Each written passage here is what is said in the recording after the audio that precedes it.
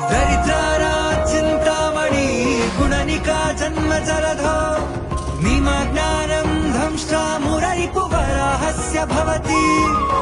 दरिद्रारा चिन्तामणि गुणनिका जन्म जलधो निमज्ञानं दंष्ट्रा मुररिपुवराहस्य भवति